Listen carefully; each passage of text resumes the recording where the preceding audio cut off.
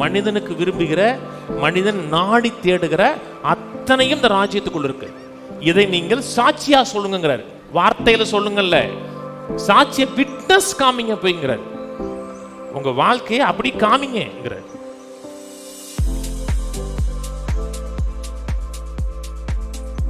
மத்தேயு 24:13 முடிவுவரிந்தும் நிலை நிற்பவனே ரட்சிக்கப்படுவான். ரட்சிக்கப்படுவான்னு சொல்லும் பொழுது வெறும் பரலோகம் போகம் மட்டும் கிடையாது, காப்பாற்றப்படுவான், தேவைகள் சந்திக்கப்படும்.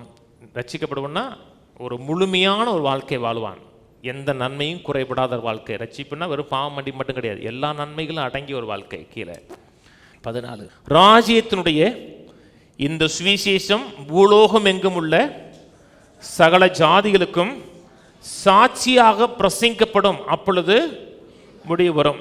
ராஜ்யத்தினுடைய இந்த சுவிசேஷம், ராஜ்யத்தினுடைய இந்த நற்செய்தி உலகம் முழுவதும் சகல ஜாதி ஜனங்களுக்கும் சாட்சியாக பிரசங்கிக்கப்படும். பிரசங்கிப்படும் சொல்லல, சாட்சியாக பிரசங்கிக்கப்படும். சும்மா சொல்லிட்டு வர்றது மட்டுமல்ல, விட்னஸோடு பிரசங்கிப்படுங்கிறது. வெறும் வார்த்தையில மட்டுமல்ல, செயலோடு பிரசங்கிப்படும், அப்பொழுது முடிவு வருங்கிறார். நான் சொல்றது புரியுதுங்களா? சுவிசேஷத்தின் மையம் என்ன? சுவிசேஷத்தினுடைய மையம், கோர் என்ன? இயேசு சிலுவையில் மரித்தார், என்னுடைய பாவங்களுக்காக இயேசு ஒப்பு கொடுக்கப்பட்டார், 3ஆம் நாள் எழுந்தார், இப்பொழுது என்னுடைய வாழ்க்கையில ஆளுகை செய்கிறார். அதான் ராஜ்யம் இல்லையா? அதான் சுவிசேஷம். வேத வாக்கியத்தின்படி மரித்தார், அடக்கமனப்பட்டார், உயிர்த்தெழுந்தார். இதுதான் சுவிசேஷத்தினுடைய மடு மையம். இந்த ராஜ்யம் நமக்குள்ள வந்திருக்கா? இந்த ராஜ்யம் நமக்குள்ள வந்திருக்கிறதுனால, ராஜ்யத்துக்குள்ள நம்ம இருக்கிறபடினா அந்த ராஜ்யத்தில் நிறைய ப்ரிவிலேஜஸ் இருக்கு, உரிமைகள் இருக்கிறது, ஸ்லாக்கியங்கள் இருக்கிறது. இயேசுவின் நாமத்தை நம்ம பயன்படுத்தலாம். சுகம் ஒரு ப்ரிவிலேஜ், ஒரு உரிமை. பிள்ளைகளுடைய அப்பங்கிறார். செழிப்பா வாழுகிறது ஒரு ப்ரிவிலேஜ். ராஜ்யத்தில் நீங்கள் ஏழையா பணக்காரனாங்கிற கேள்வியே இல்லை. ராஜ்யத்தில் இருந்தீங்கன்னா அத்தனை பேரும் பணக்காரனாக தான் இருக்கணும். நீங்கள் ஏழையாக இருந்தீங்கன்னா இந்த ராஜ்யத்தில் இல்லைன்னு அர்த்தம், ராஜ்யத்தின் மனநிலை இல்லைன்னு அர்த்தம். இந்த ராஜ்யத்தில் இருக்க அத்தனை பேரும் செல்வமாக இருக்கணும், நிறைவாக இருக்கணும், நிறைய ப்ராஃபிட்ஸ் இருக்கிறது. கர்த்தர் செய்த உபகாரங்களை மறவாதேன்னு இருக்கலையே, இது ப்ரீச் பண்ணணும். வெறும் வார்த்தையினால் மாத்திரமல்ல, நம்முடைய வாழ்க்கையில் அதை இருக்கணும். சாட்சியாக சொல்லுங்கிறார். பிரசங்க மட்டுமல்ல, சாட்சியாக சொல்லுங்கிறார். நிறைய இடத்துல இந்த ராஜ்யத்தின் சுவிசேஷம் பிரசங்கி பண்ணப்படலை. அவங்க பண்ணுற பிரசங்கம் மினிஸ்ட்ரி ஆஃப் காண்டம்னேஷனாக இருக்குது. நீ மனம் திரும்பு, இல்லைன்னா கர்த்தர் உடனே நிராகரிச்சிருவார், நீ நரகம் போயிடுவ. அவனுடைய பாவங்களை சுட்டி காட்டி சொல்லக்கூடிய ஒரு காஸ்பலாக இருக்கிறது. அது ராஜ்யத்தின் சுவிசேஷம் இல்லை. அதில் சாட்சி இல்லை. சாட்சி இல்லைன்னா அவனுக்கு காமிக்கிறதுக்கு ஒரு விட்னஸ் இல்லை. நான் சொன்னது புரியுதுங்களாங்க? இந்த ராஜ்யத்துக்குள்ள சகல நிறைவு இருக்கும். மனிதனுக்கு விரும்புகிற, மனிதன் நாடி தேடுகிற அத்தனையும் இந்த ராஜ்யத்துக்குள்ள இருக்கு. இதை நீங்கள் சாட்சியா சொல்லுங்கிறார். வார்த்தையில சொல்லுங்கல்ல, சாட்சிய விட்னஸ் காமிங்க போய்ங்கிறார். உங்க வாழ்க்கையை அப்படி காமிங்கிறார். அதுக்காக தான் கர்த்தர் நம்ம இந்த பூமியில் வச்சிருக்கிறார்.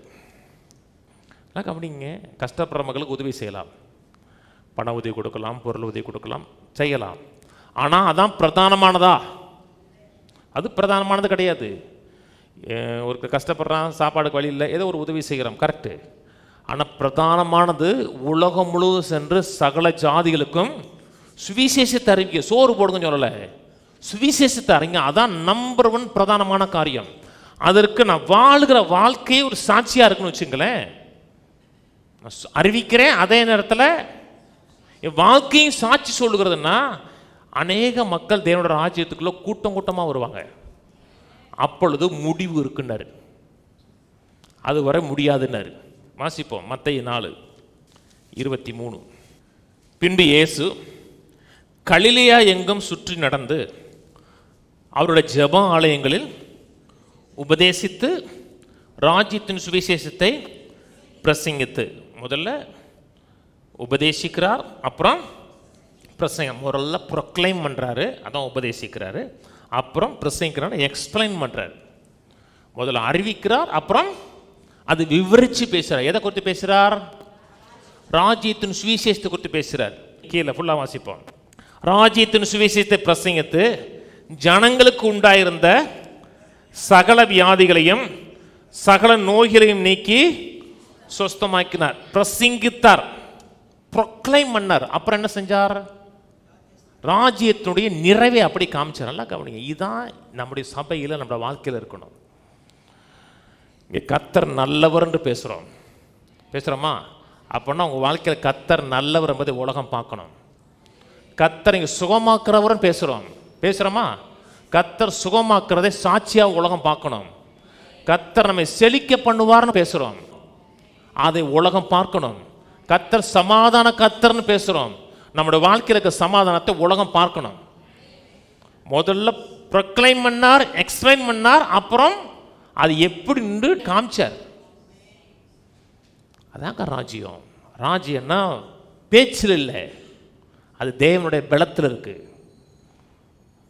சுகத்தை பேசுகிறோம், நிறைவை பேசுகிறோம், நல்வாழ்வை பேசுகிறோம். எதுக்கு பேசிட்டு போகிறதுக்காக இல்லை, அதனுடைய பலனை நம்ம அனுபவிக்கிறதே உலக மக்கள் பார்க்கணும்.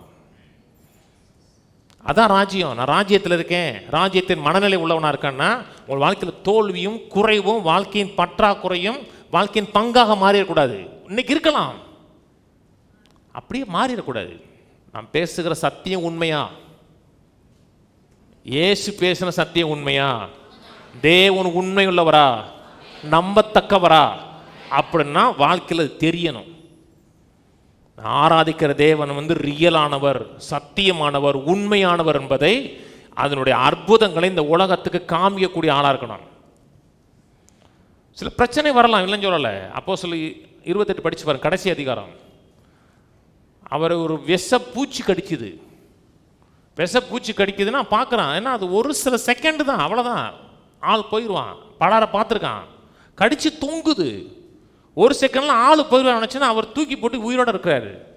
சில தீமைகள் இருக்கலாம், வந்திருக்கலாம், அதை மேற்கொண்டு வாழ்ந்தோம்னா ராஜ்யம் செயல்படுகிறதுன்னு அர்த்தம். பிரச்சனையே வராதுன்னு எங்கேயுமே சொல்லலை, அத்தனை மேற்கொண்டு வாழுகிறோம் என்றால் ராஜ்யம் செயல்படுகிறதுன்னு அர்த்தம். சுற்றி தேவன் அறியாத மக்கள் மத்தியில் தான் வாழ்கிறோம். அங்கொன்றும் இங்கொன்றும் தான் தேவனுடைய பிள்ளைகள் இருக்காங்க.